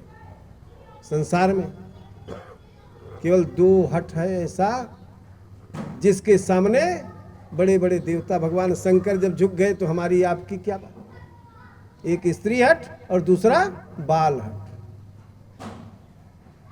स्त्री अगर हट ठान ले कि हम नैहरे जाए है तो सीधे सीधे चुपचाप कह दो भैया तुरंत। अब अगर जो कहूँ ना ही कह दी हो तो जान लियो कि गैस संझा खराब, गैस के चूल्हा खत्म, और गैसों खत्म हो जाए तो कोनो ताजुब नहीं। तो इसलिए स्त्रियां अगर कहें कि मैके जाना है तो तुरंत कह दो भैया अपन बिस्तर बोरिया धरो, गेट से बहरे हो। कहीं देखा हरि जतन बहु रहा न दक्ष कुमार, दिए मुख्य गण संग तब विदा की त्रिपुरार। मुख्य गणों को साथ में किया, भगवान शंकर ने विदा कर दिया। सती जी चली गई। जब सती जी वहां पहुंच जाती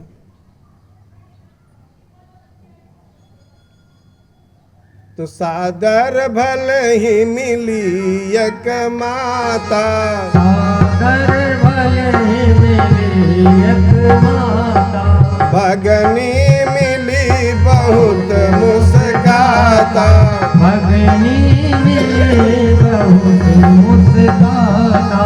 श्री राम जय राम जय जय राम, श्री राम जय राम जय राम। बड़े प्रेम से सती जी की माता प्रसूत जी आकर के पुत्री सती से मिलती। माता का हृदय बहुत कोमल होता है। पुत्री इतने दिन के बाद आई है, विवाह के बाद आज मुलाकात हो रही है, तो सती जी की माता बड़े प्रेम से आकर के सती जी से मिलती। लेकिन सती जी की जो 15 बहनें हैं वो हंसती हुई आके मिली, अर्थात सती जी को चिढ़ा रही हैं कि मैं तो अपने स्वामियों के साथ आई हूं, तुम अकेली क्यों आई। सती जी बहनों के व्यंग के ऊपर ध्यान नहीं दिया। सती जी वहां से चल देती यज्ञशाला देखने के लिए। जब यज्ञशाले के द्वार पर पहुंची तो सती जी ने देखा कि इस यज्ञशाले के प्रथम द्वार पर प्रजापति दक्ष का एक आदेश लिखा हुआ है, पीढ़े के ऊपर लिख के टंगा हुआ है कि मेरे इस यज्ञशाला में अगर कोई भी व्यक्ति शिव के नाम का उच्चारण करेगा तो उसका मस्तक उसके शरीर से काट के अलग कर दिया जाए। थोड़ा क्रोध सती जी को वहीं आ गया कि मेरे स्वामी का इतना अपमान कि उनके नाम लेने से उसका मस्तक कट जाएगा। यज्ञशाला के अंदर पहुंच गई तो सती जी को भूत भावन भगवान शंकर का उस यज्ञशाला के अंदर कहीं कोई स्थान नहीं दिखा।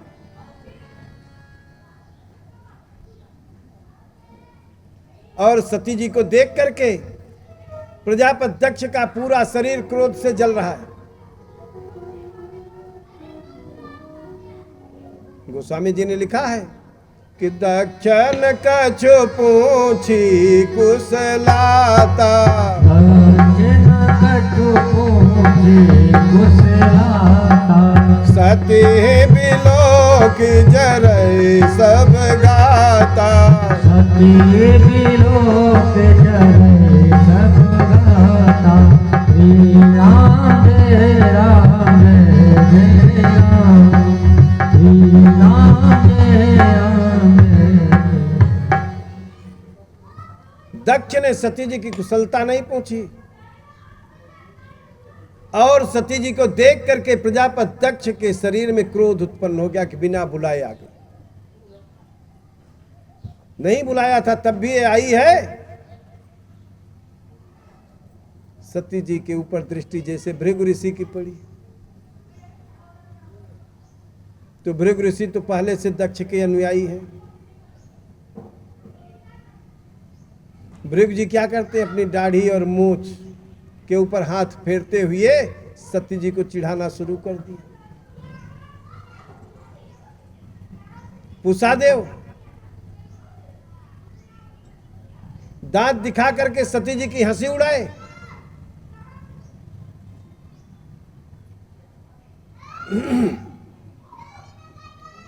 सती जी का अपमान हो रहा है लेकिन दक्ष एक बार भी कुछ बोल नहीं रहा। जब दक्ष नहीं बोल रहे थे तो सती जी सारे जितने भी ऋषि मुनि बैठे थे सबको संबोधित करती हैं। सती जी कहती हैं कि सुनाहू सभासद सकल मुनिंदा, सुनाहू सभासद सकल मुनिंदा, कहिए सुनिए जिन शंकर निंदा, कहिए सुनिए जिन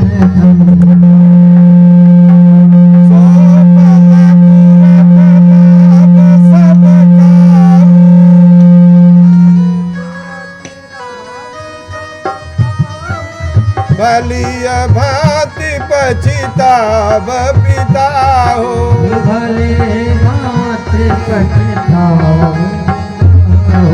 श्री राम जय राम जय राम, श्री राम जय राम जय।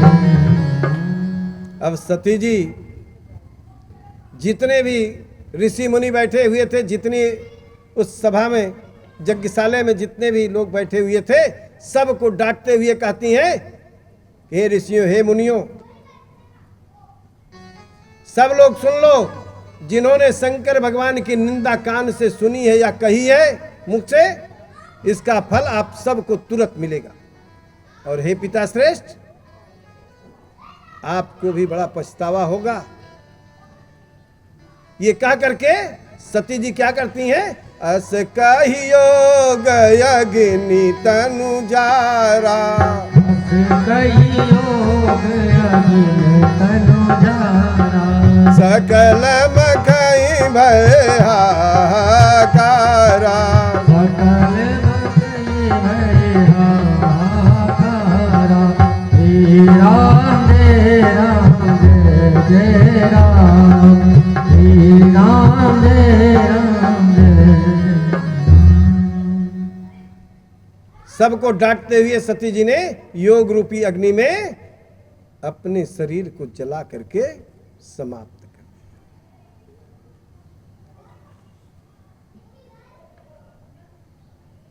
जब सती जी अपने प्राण को त्यागने लगती तो भगवान श्री राम से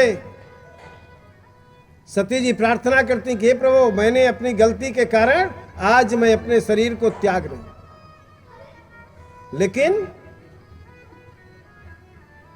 क्या हो, अगर मेरा जन्म हो फिर से तो भूत भावन भगवान शंकर ही मेरे पति बने। यह वरदान भूत भावन भगवान शंकर की पत्नी सती जी ने भगवान श्री राम से मांगा।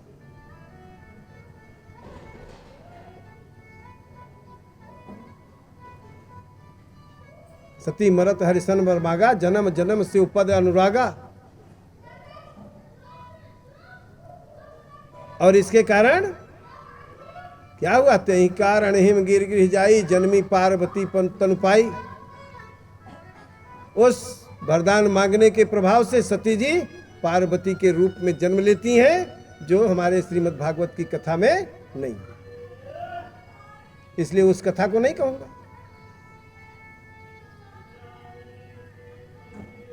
अब सती जी समाप्त हो गई। कि कोई भी यज्ञशाला हो, अगर किसी कारणवश थोड़ा बहुत तू मैं होने लगता है तो क्या होता है, अगर उस सभा का एक भी विद्वान मार खा जाए तो बाकी जो होते हैं वो क्या करते हैं, अपना झोरा झंखड़ी सब छोड़ के वो 9 2 11 हो लेते कि अक्के जने मारा जाए, हम तो बची जाइए। और सती जी जब मरने लगी तो देवर्षि नारद क्या किए, सोचे कि ऐसा हो कुछ हमारे ऊपर छिट्टा पड़ जाए, नाते सबसे पहले हम पीछे के रास्ता से भाग ले। वो तुरंत वहां से भगे और कहां पहुंच गए, सीधे कैलाश पहुंचे, भूत भावन भगवान शंकर के पास। पाईमाम पाईमाम, कहीं ऐसा न हो कि हमारे ऊपर ये ऋषि आ जाए। भगवान नारद जी पहुंचे और पाईमाम पाईमाम कह करके भगवान शंकर के चरणों में गिर पड़े, बहुत व्याकुल थे। भगवान शंकर का ध्यान टूटा, देखा नारद जी को घबराए हुए। भगवान शंकर पूछते हैं कि नारद क्या हुआ, कहा प्रभु बहुत बड़ा अनर्थ हो गया, बहुत बड़ा अनर्थ हुआ। भगवान शंकर बार बार पूछते क्या हुआ, लेकिन अभी कुछ नहीं बोलते कि क्या हुआ वहां, बस केवल बार बार यही बहुत बड़ा अनर्थ हो गया, बहुत बड़ा अनर्थ हो गया। तो भगवान शंकर ने कहा भैया हुआ क्या ये तो बताओगे, खाली अनर्थ है हुआ। तब भगवान शंकर ने कहा प्रभु, प्रजापति दक्ष की यज्ञशाला में भगवती सती ने भगवती सती आपका अपमान नहीं सह पाई और वे योग रूपी अग्नि में अपने शरीर को जला के समाप्त कर दिया।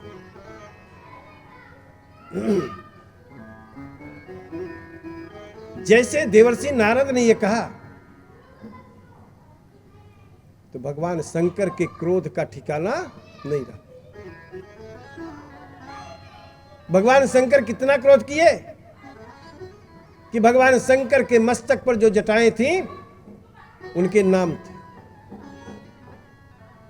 उसमें से बिज्जू नाम की एक जटा थी जिसे उठा करके पृथ्वी पे पटक दिया।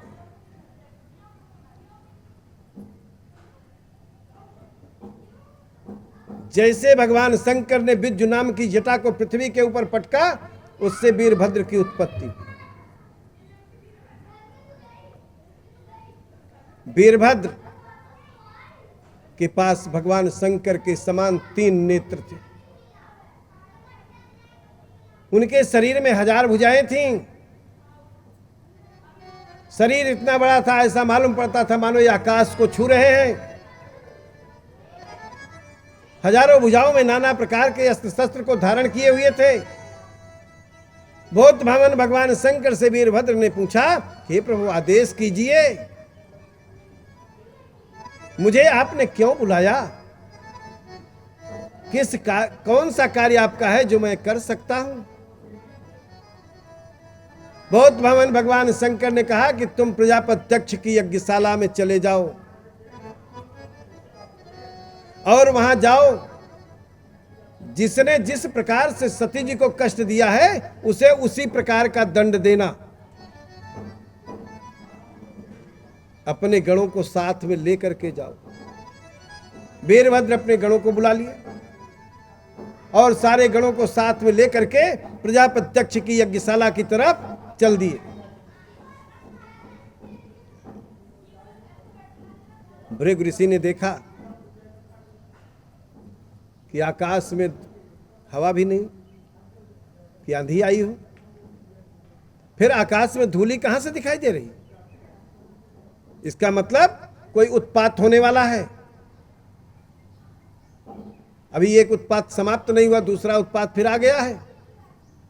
अब तो ये यज्ञ पूर्ण नहीं हो सकती। तुरंत भृगु ऋषि ने यज्ञशाला की जो दक्षिणाग्नि थी उसे विसर्जित कर दिया कि अभी नहीं पूरी होगी।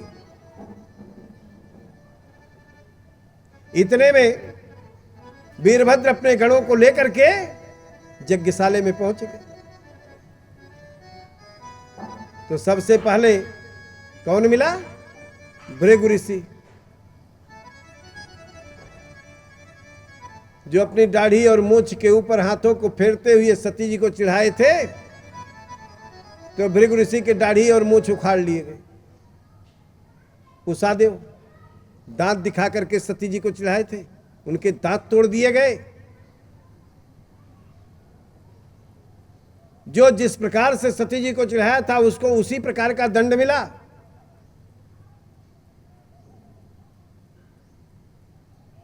जब सब दंडित हो गए तो प्रजापति दक्ष यज्ञशाला छोड़ करके भाग रहा है। जैसे यज्ञ मंडप छोड़ करके भागने लगता है, वीरभद्र लपक करके प्रजापति दक्ष को पकड़ लिया, पकड़ करके पृथ्वी के ऊपर पटक दिया।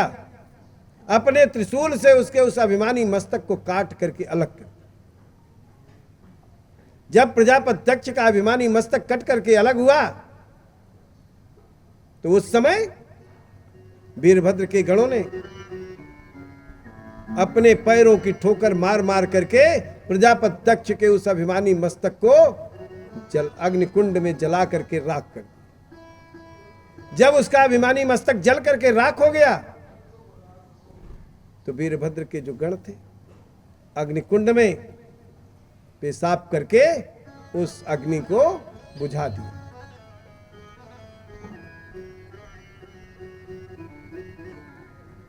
यज्ञ पूरी नहीं हुई।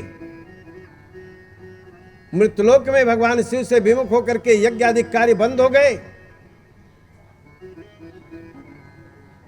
देवता लोग भाग करके वैकुंठ गए। भगवान विष्णु से प्रार्थना किया। भगवान विष्णु सारे देवताओं को लेकर के ब्रह्मलोक जाते हैं। पितामह ब्रह्मा से प्रार्थना करते हुए सभी लोग कहते हैं कि आप कोई विधान बनाइए जिससे यज्ञादिक कार्य हो। अरे हम सारे देवता लोग इतने स्वार्थी कहे जाएंगे क्योंकि एक शिव के कारण प्रजापति दक्ष के यज्ञ की पूर्णाहुति नहीं हुई।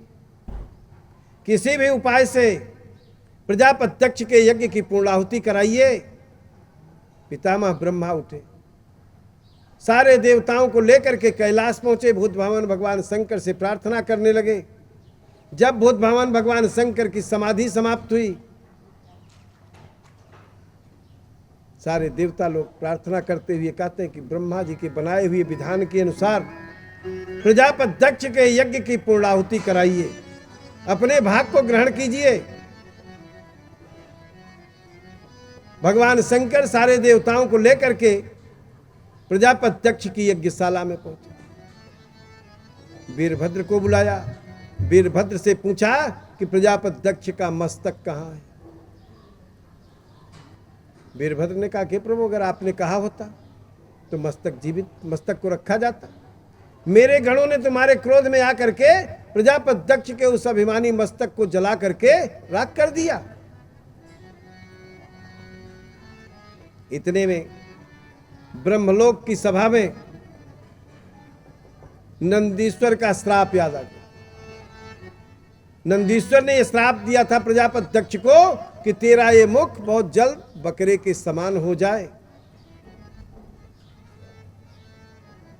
वीरभद्र को आदेश दिया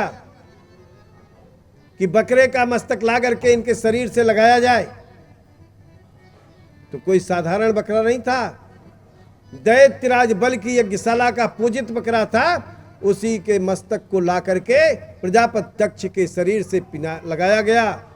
भगवान शंकर ने प्रजापति दक्ष के शरीर में प्राण पिन्हाया।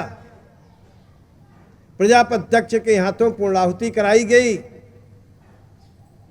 पान, सुपारी, नारियल, साकर, ये सब रख करके जब पूर्णाहुति हो गई तो भगवान शंकर की प्रजापति दक्ष ने विनती की। तदुपरांत अब भूत भावन भगवान शंकर ब्रह्मा के बनाए हुए विधान के अनुसार पूर्णाहुति के बाद जो साकल शेष बचता है वह किसका हिस्सा होता है? भूत भावन भगवान शिव का हिस्सा होता है। उसमें स्वाहा बोलने की आवश्यकता नहीं होती। भगवान शंकर का नाम लेकर के आहुति डाल दीजिए, भूत भावन भगवान शंकर को मिल जाएगा। आपके यज्ञ की पूर्णाहुति, आपकी यज्ञ पूरी हो जाएगी, इसमें कोई संदेह नहीं है। बोलो श्री वृंदावन बिहारी लाल की। एक भजन सुन लीजिए, उसकी आगे कथा फिर होगी। है धन्य तेरी माया जग में, ओ दुनिया के रखवाले, शिव शंकर डमरू वाले, शिव शंकर भोले भाले। है धन्य तेरी माया जग में, ओ दुनिया के रखवाले, शिव शंकर डमरू वाले, शिव शंकर भोले भाले। जो भी तेरा ध्यान धर ले, वो जग से मुक्ति पाए, शिव शंकर डमरू वाले, शिव शंकर भोले भाले।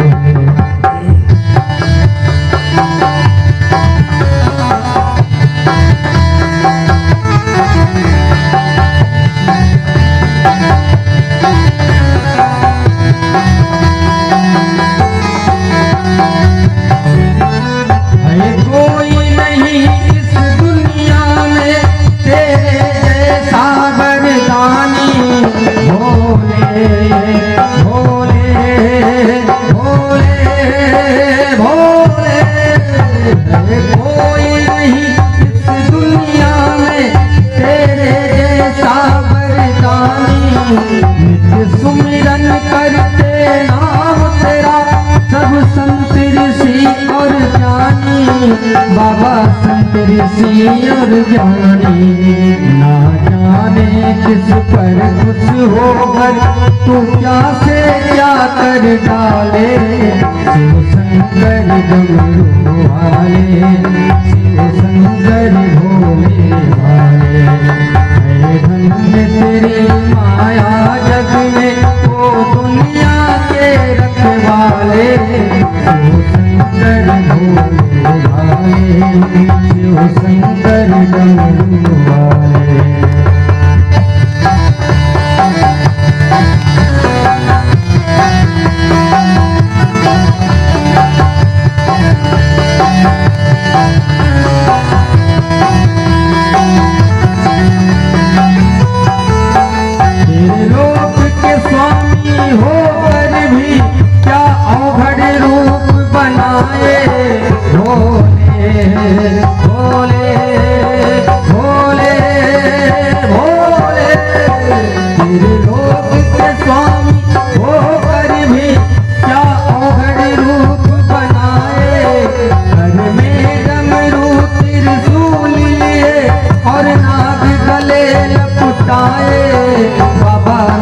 गले लपटाए, तुम त्याग के अमृत पीते हो, इस प्रेम से जिसके प्याले, शिव शंकर डमरू वाले, शिव शंकर भोले।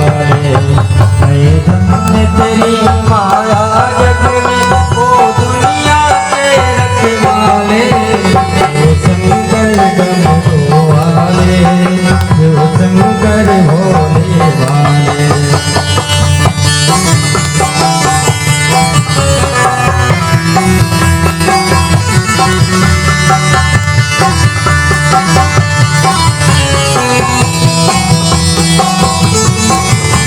खंडित करने कामदेव जब इंद्रलोक से आया भोले भोले भोले भोले जब खंडित करने कामदेव जब इंद्रलोक से आया और साथ के अपना काम गाड़ प्रभु तुम पर वो चलाया मूर्ख तुम पर वो